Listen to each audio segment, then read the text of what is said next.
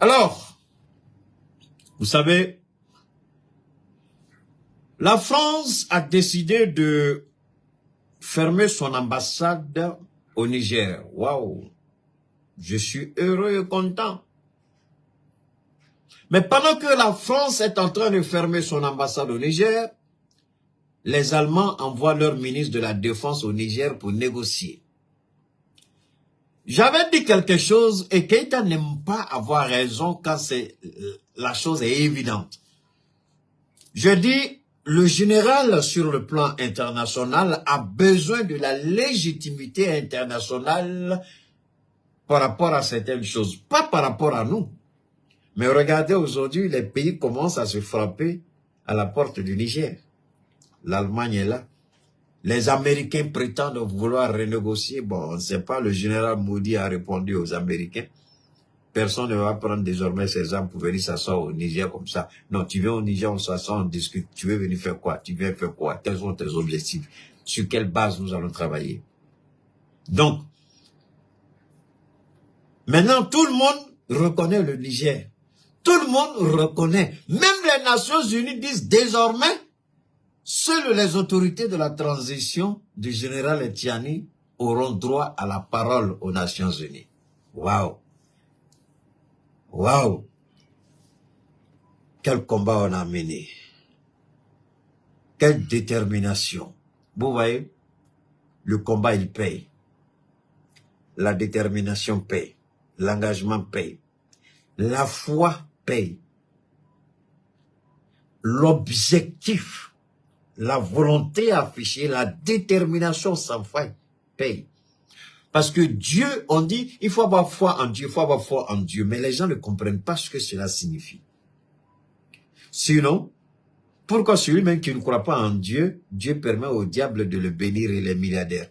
Alors, rappelez-vous ce que j'avais dit. Je reviens.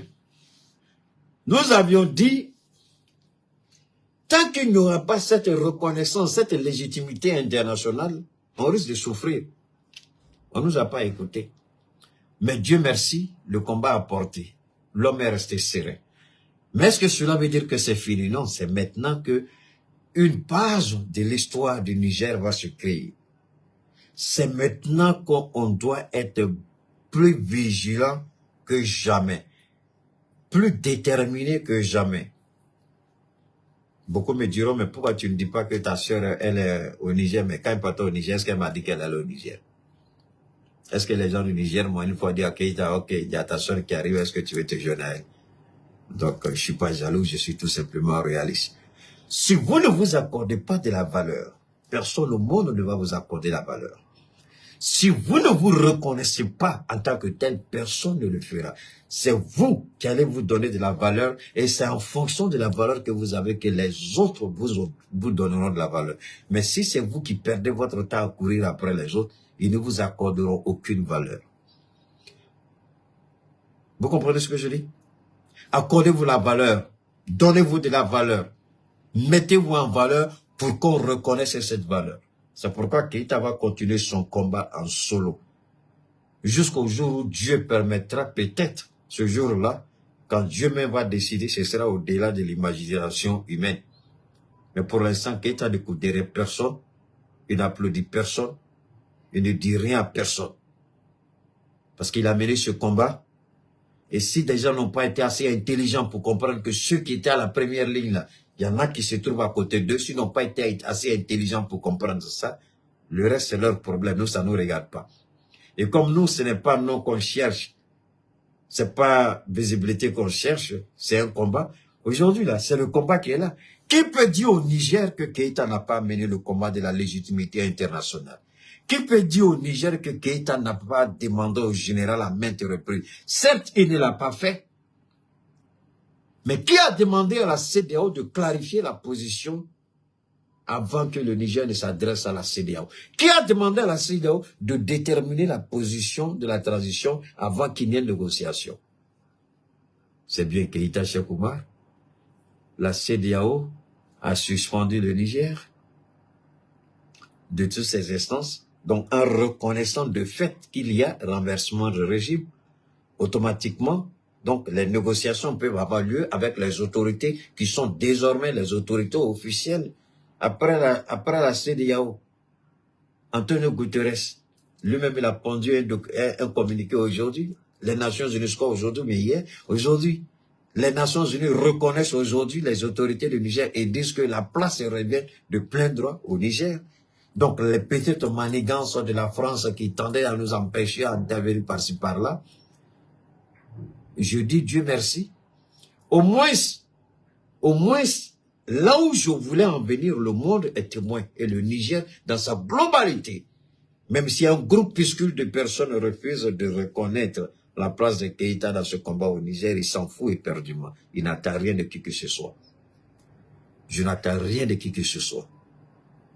Je n'attends rien de qui que ce soit. Je me bats pour le Niger. Un point, c'est tout. Je n'attends rien de qui que ce soit.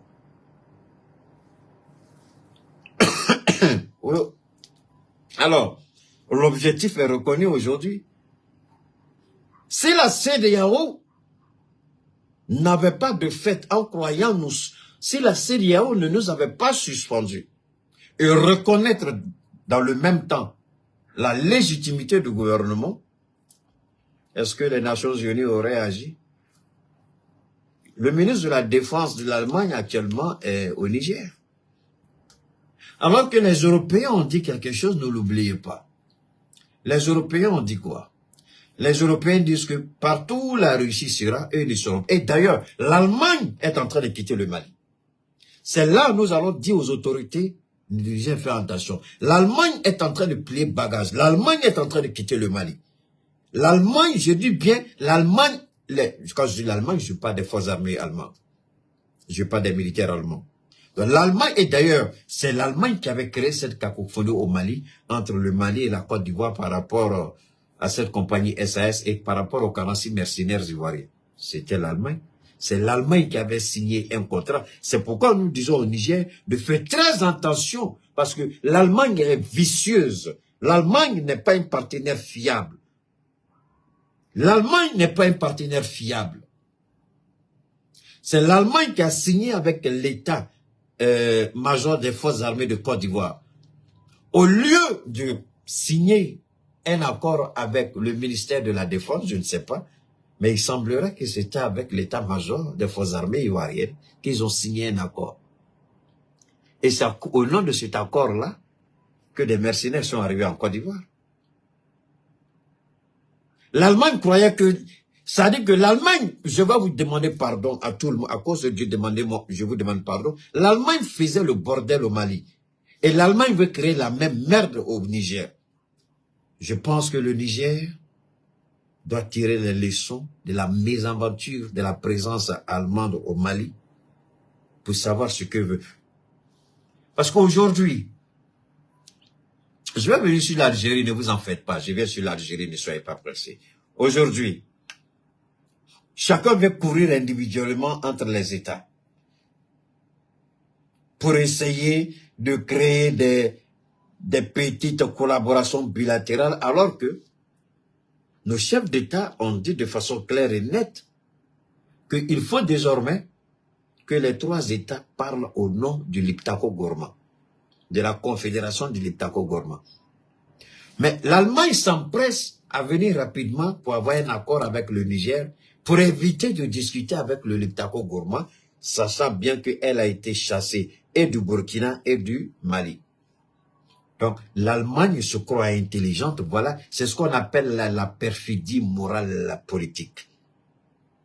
Chassée au Mali, elle fuit, elle veut venir. Mais attendez, qu'est-ce que ces Européens ont à ne pas quitter notre continent? Moi, je ne sais pas.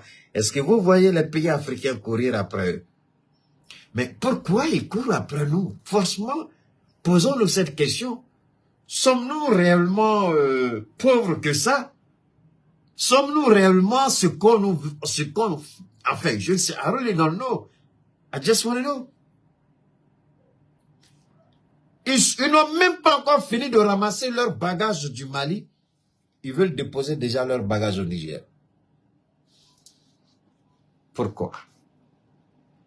Pour quelle raison? Pour quel motif? Pour quelle intention? Pour quelle ambition? Je répète. Ils n'ont même pas fini de ramasser toutes leurs toutes leurs affaires au Mali. Déjà, ils sont...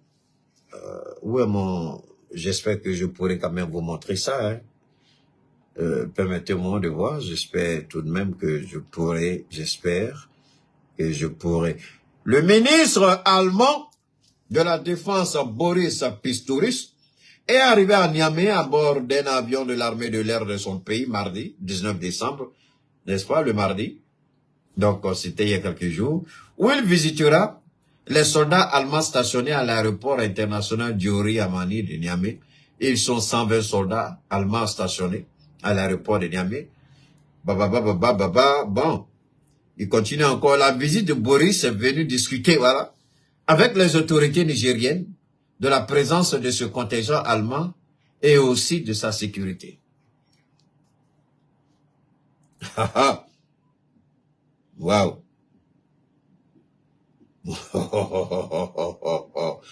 Ça, c'est l'Allemagne, hein. J'ai pas besoin de tout lire, vous pouvez, c'est pas fini. Alors donc, on continue. On va continuer. Voilà l'Allemagne. Et en même temps, je voudrais dire merci au ministre, j'espère que je pourrai retrouver le ministre, je vais voir hein, si je peux retrouver le ministre qui a écrit quelque chose. Voilà, il y a le ministre, je cherche tout simplement le ministre, comment il s'appelle, le ministre, attendez, je vais voir. J'ai fait un petit, oulala, bon, c'est pas facile souvent de retrouver ces gens de trucs quand vous faites des partages là. Bon, c'est pas grave. Alors, le ministre Moody, c'est ça, Moody, il dit c'est terminé l'époque où les gens ramassent les soldats, armes et puis ils viennent stationner au Niger. Cette époque est révolue, cette époque est dépassée.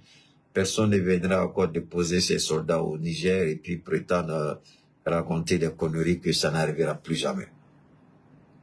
Ça, c'est au niveau de l'Allemagne. Et vous connaissez la francophonie, non? Cette histoire de francophonie là. Dans le Niger aussi, on dit on vient de suspendre le Niger de la francophonie. Parce qu'il y a eu un renversement de régime. Ce qui est intéressant au Niger, ce que je voudrais que les gens comprennent bien, ce qui se passe au Niger, c'est le Niger, le Mali, le Burkina, ce sont des cas d'école.